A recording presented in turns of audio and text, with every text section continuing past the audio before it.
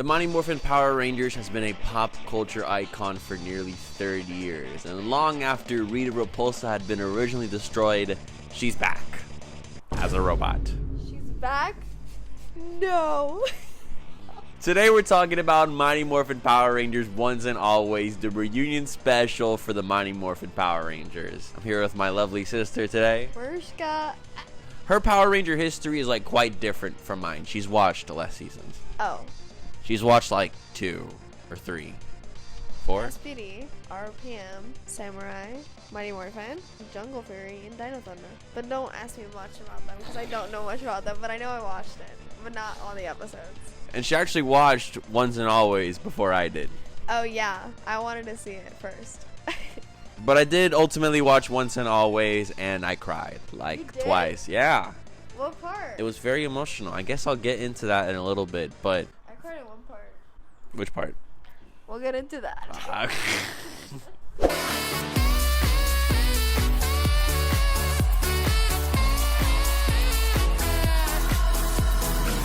Spoilers, by the way, for Mighty Morphin Power Rangers Once and Always. Woo! Spoiler coming to Go see it before you come back here. Yes. Pause and then come back. Hey guys, welcome back. So how the plot basically happens here is that Robo-Rita is back. Billy is trying to bring Zordon back because remnants of his particles were in the Z-Wave when he was destroyed originally in Power Rangers in Space. He ultimately got some Rita Repulsa particles that got into an Alpha 8. And she escaped. Boom. And now, what's the minions called? It starts with a P. Putties. Pogies. Putties. Putties. Putties are attacking the world. Billy calls in the rest of the Rangers, and here we go. The 6 Mighty Morphin Power Rangers. Jason, Zach, Kim, Trini, and Tommy. A cat. And... She's not there yet. Oh. Because the originals come back and try to fight Robo-Rita. They try to fight with the Putties. They didn't get, the actors of Jason David Frank, obviously, sadly. Austin St. John and Amy Jo Johnson. I'm mad about that. Why wasn't she on it? But she has on her bio on Instagram, original Pink Ranger. So she's not, you know how people, sometimes hate their role? Yeah. They got famous on. She doesn't hate it, so I don't know why she wasn't on Thing is, she's making her own comic book, story. Yeah, but still. Yeah, she was very cryptic about the reason why she wasn't here. But they got archival recordings. Wait, and who was the original Red Ranger on it? No, but yeah, they had a little fight. Robo-Rita killed Trini. It was a pretty bad explosion. I thought it was pretty weird considering the actress had died previously in a car accident, even though that was 20 years ago. It felt weird a little bit. What do you mean? Because, the actress died. I don't know if it was right to show her explode. Maybe they just wanted to write something. They needed to write something about something. But they made her die from that reason like that. Yeah, it was pretty weird. This special originally was supposed to have Austin St. John, Amy Jo Johnson, but then after Austin St. John's legal troubles, and I guess Amy Jo Johnson just saying no, they got some people to fill in the roles, but we'll get to that. Billy and Zach had to go tell Trini's daughter that her mother passed away, and they wanted to say it was a drowning. And she walked into the room and found out. And found out they were Power Rangers too because she had no idea. They kept it a secret all these years. I don't know how that was possible. Before we move on, though, comment question of the day. What was your favorite part of the Once and Always special? Leave it down in the comments and hit the like button to confirm your answer. 1,500 likes and we'll do another video where Esteban will test me on theme songs. I guess so. Damn, that was just random. I kind of just pulled that out. For real. For real. Cut to a year later. Zach is living with Min, being her guardian, which I thought was really cool to see. Zach gave up a role as a congressman to go take care of Trini's daughter, which I thought was really good. Show how close the Rangers were. But then Robo-Rita returned. A year later, on anniversary. On her anniversary. Just, make them suffer. Just a little bit more with some robot versions of Snizzard and Minotaur. Yeah, the one with the snakes. Yeah. And basically what they did was they captured Tommy, Jason, and Kimberly into tiny little Power Ranger action figures, and we're going to suck their power so that Rita Repulsa can go back in time and team up with young Rita. To give her advice on how to defeat the Power Rangers. Yeah, because this special is obviously for the 30th anniversary. It really does encompass a lot of the past history of Power Rangers, even though there wasn't any other Power Rangers besides Mighty Morphin. They activated the Pandora Protocol, which alerted all the different teams of Power Rangers about this threat, and she captured a lot of them. We saw some old Power Rangers being captured. There was like on double shelves. There were like 2 shelves of it. Yeah, there were like some Beast Morphers, some Lost Galaxies. So Rita Repulsa was successful in some ways. Min does find herself in trouble though, because even with this impending doom, she tries to fight. She tries to fight some putties in Angel Grove. Disobey Zach's order on staying home and not fighting. She was in a pickle. She was quite in a pickle. But, you know, with this Pandora Protocol, we do get those fill-in Rangers. We got Rocky, who was the second Red Ranger, and Kat, who was also the second Pink Ranger, too. Yeah. And when they went to go say, what's her name again? Min? Zach? Hip-hop kiddo? Hip-hop kiddo, yeah. Rocky and Zach returned to the Angel Grove juice bar from when they originally hang out, and they had a nice fight, and Zach did do some hip-hop kiddo, which I thought was a really nice callback. There's definitely a lot of callbacks that general Power Ranger fans like my sister could understand, but also a lot of deep cuts that, you know, the bigger Power Ranger fans can definitely know too. What did you know this one? Like different Ranger City teams and whatnot, and references. Wait, who, you know the guy who like me saved that like he had white hair? Yeah. And the guy came and like, who was he? Oh, that was just a couple that they saved. Oh, I really thought they were a Power Ranger. No, there's this random couple that they saved. Oh, I really thought and I looked him up. I was like trying to figure out who the hell he was. They gave a lot of importance to that scene for some reason. They should have just put 2 Power Rangers. Yeah, Min did do some saving with the couple. She did get the Radbug 2, Billy's second car. Also, Cranston Tech in general. Billy has the command center with an Alpha 9 and just a whole bunch of crazy tech in there. We get also reference to Adam and Aisha, who was the second and third Black and Yellow Rangers, which they work now at the SPA, the Space Patrol Academy. I thought her name was Abigail. Bruh. Oh my god, I was gonna say Abigail. I was gonna remember that scene because I remember them. I remember them when I watched it. I was like, oh my god, I remember them. But I thought her name was Abigail. I just knew it started with an A. It's okay, it's okay. But yeah, they work at the Space Patrol Academy, reference to the Space Patrol Delta. And they're fighting the Trubian Empire right now. That's crazy. E-Squad, I love you once and always and forever. Subscribe and ring notification bell to join the E-Squad today. The best Power Ranger fan base ever. Yep. Thank you, guys. And point to the E-Squad comment of the day. Point E-Squad comment of the day. Leave a funny comment down below. Put E-Squad in. You might be in the next video. Yep. It's morphin' time. All right. We do get a lot of cool fight scenes with the Power Rangers and the putties. They do a lot of slow-mo shots, a lot of drone shots too. A lot of shots similar to Forever Red in a way. They really had a lot of time to play with the camera and really do some cool stuff, even though it was some Power Rangers action scenes. Did you feel like weird, like when you watched the opening scene of like the fighting? It didn't feel like like Power Rangers. It felt so serious. It felt like a really serious business, and it just felt like, okay, you're watching guys fight in costumes. Because when you watch Power Rangers, you don't see that. You just see the monster. This time, you're just looking at guys in costumes. Yeah. It didn't feel like a Power Ranger. They were on some real shit. They're like, it's a serious business. It was pretty hardcore. Like, people are getting stabbed through the chest, you know, headshots. Like, they're saying killing now. Like, it's pretty serious. Yeah, they really took... She's on a mission like Power Rangers do. She's trying to get away from Rita Rouge. Is her name Rita Rouge? Robo Rita. Oh, Rita Rouge from Miraculous. But yeah, great action scenes here. A lot of the shots, though, it felt like some soap opera. Like, it looked like a soap opera sometimes. Like, they're in Trini's house. It looked weird. It didn't feel like Power Rangers in that beginning part. What do you mean by soap opera? Like a daytime soap opera, like Young and the Restless. Like, was that just me watching?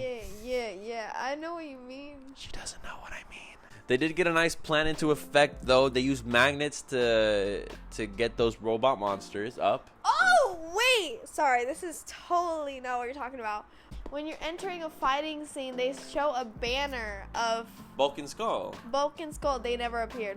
They didn't appear, sadly. That's so sad, and I love them. We can assume that, you know, Skull got rich because he was in Samurai. He got rich, and Bulk just joined him in the business at the end of Super Samurai. Yeah, he showed up to pick up his son. Spoiler. Min pulled up. She did get captured though by Robo Rita because the Rangers went up into space into Rita's palace, which originally was supposed to be how they ended Mighty Morphin Power Rangers. All the Rangers were supposed to go in Rita's palace and destroy Rita there, and they actually did it here in the special. Zack is like, Min, why'd you move, man? You should have just followed orders. She put herself into action. She was trying to be a ranger the whole special. Like, she was morphing. But the thing is, she needed something to happen for her to become a ranger. You can't become a ranger without anything. Exactly. You know? And like when someone tells you don't do something, you're obviously gonna do it. You're a teenager, so. Zack was one of the best characters in the special because he was trying to like really tell Min just about, it's not about revenge, it's about getting justice. Power Rangers aren't about the revenge. That's what the monsters are for. Yes, because they come back for revenge and they want to fight the Power Ranger for revenge. Because they're evil. Evil! So at the Moon Palace, they did ultimately save Min with a little ambush. Billy was really good too. Billy and Zack got amazing spotlight. Billy always being tactical and smart as always, leading the ambush. And Min actually caught the bullet for Billy. Oh yeah, she sacrificed herself like her mother did for Billy. She was ready to die for Billy. And then, but the thing is, it was obvious she wasn't gonna die because she didn't poof in thin air. It like hit the morpher. The morpher, and she saw memories, flashbacks of her mom. That was the first time I cried when that happened. Really? I think mine was probably when Zack was giving a speech. For real. Because Zack was like very inspirational. And Zack reminded me of someone. He was being nice father figure here. It was nice to see Zack getting justice. You know, it was nice for a lot of these characters getting justice because Zack left for the peace conference. And really everybody else in this special, Billy, Rocky, Kat, Adam, Aisha, they were all written out in the show in such hasteful ways, and it didn't give enough time to give their characters justice, and everyone got their justice here in this special. Moving back along now, Min is now awoken. She has the powers of the saber-toothed tiger. She glowed and she can go saber-toothed tiger, and she transformed. And she leads the morph of the Power Rangers. We get a fight with the putties, but then ultimately the Snizzard, the lizard one, goes big. And they call... Yeah, because Rita Rouge, she grabbed him, chucked him outside. Yeah, that was kind of mean. And she's like, you're going to be my monster. Made him into one of those big, scary monsters. And now they have to turn into the dinosaurs, get inside, and fight. Wow, I killed that. Yeah, so they got into the Dino Megazord. It was really nice seeing Rocky and Kat in there. They never were in there before. Alpha had created like proxy power coins, which would be kind of duplicates of the active powers that Jason and Kimberly have. They were in the Megazord. Min was in the Megazord. The Megazord was CGI. How did you feel about that CGI battle? I kind of forgot about it. It looked like Spy Kids 3. Dude, I love Spy Kids. Spy Kids is amazing. It's camp. It's a nice aesthetic. They also had a new morphing sequence for the MFPR, which I thought was a little cheesy. But it was camp. Camp is just my excuse for anything. It's fun. It's all fun. It's all fun. It's all fun and games. It's just reigniting the love for Mighty Morphin Power Rangers. This special, in a lot of ways, just felt like current Power Rangers, but with Mighty Morphin characters in it. Oh, 100%. They should do this with every season. SPD next, guys. SPD, that's the Mighty Morphin problem with Power Rangers. I would literally cry. They actually do that. They should. But hey, they ultimately destroyed the monster, destroyed Robo Rita as she was about to go into the past and see her future self. I mean, her past self. I didn't know the actor died. They did. Which one? Oh, like the Japanese one did. Yeah. I didn't know. But they got the American one to voice actress her, which she did return, by the way, and the original voice of Alpha too. Oh, but he's Alpha 9 now, guys. Yeah. No Zordon though. I was mad. They should at least brought him for like a cameo or something. Be like, guys, I'm here. Goodbye. You know, that type of shit. There was definitely some missed opportunities here with the rest of the Mighty Morphin cast and crew, but I feel like for what they had here, they really did good, especially Rocky and Kat. Even though they were a little bit pushed to the side, Rocky's a firefighter, and Kat, you know, married to Tommy's taking care of JJ, their son. Wait, she married to Tommy? Yeah. I thought he never dated Amy? Kimberly. No, Kimberly left. What season she left? 3. They haven't watched that long. Forget to see Kat. Yeah. I'm just gonna skip through. I'm just gonna skip season 2 and go to 3. But yeah, they all came together. Adam and Aisha pulled out at the end of the command center. They all said their goodbyes. We ended it with Billy, Zack, and Min in the juice bar. They had smoothies talking about Ranger memories. She got grounded by Billy for stealing the car. Oh yeah, and then she found out her mom is scared of heights from episode 2, Mighty Morphin. Whoa, you I know, killed that shit. I killed the that Power Ranger teacher right here, my friends. Yep. And then I don't know what else. They ended it off right there, Fates of Black, and at the end they had a nice music thing, tribute to Toy Trang and Jason David Frank using a song that Amy Jo Johnson and Kimberly sang in the Mighty Morphin show, which I never saw that episode, so hearing that song and then seeing all the shots of the Rangers as teenagers, and the song is talking about who knows like where time in the future will go. I feel like it all really came together at the end and made for quite a beautiful special, and that's when I cried the second time. Really? Yeah. Wow. Overall, Mighty Morphin Once and Always, I loved it. It filled me with a lot of emotion. Do you think it like gave you like closure of like your childhood? It gave me definitely some closure, even though I didn't grow up with Mighty Morphin like exactly. Yeah, because it like ended like didn't end. Like, it was a '90s thing, you know. But as someone who grew up as a Power Rangers fan, watching this, knowing how much Mighty Morphin means to the community and the world, and you know, seeing episodes myself and watching these characters, seeing how they are now older, seeing where they're at, it does definitely give closure. That's good. Thanks. Glad it gave you closure. But if I were to give it a score, I would give it a nice, maybe like 4 or 4.5 out of 5. Oh, let's say 4 out of 10. IGN gave it a 6 because cringy dialogue and bad action scenes. But that's Power Rangers, right? That's what Power Rangers is. You just gotta set your expectations low, and when you do, you come out of it enjoying it. I had a great time. It was good. I give it a good 4.5. And the 5 points is because Amy's not in it. Oh, but hey, that's it. Once and always, go check it out on Netflix if you haven't already. Thank you so much for watching. Thanks, Marushka, for pulling up. Yep. Do you want to promote your YouTube channel? Go follow me, Mariska. Hopefully gonna be posting soon, guys. Thank you so much for watching. M Squad, E Squad. Hit us up in the comments down below. Don't forget to follow me on Twitter, Don Fuego. I'm also on Instagram, Don Fuego. Have a good morning, evening, afternoon, wherever you're at. And of course, and as always, stay awesome, everybody.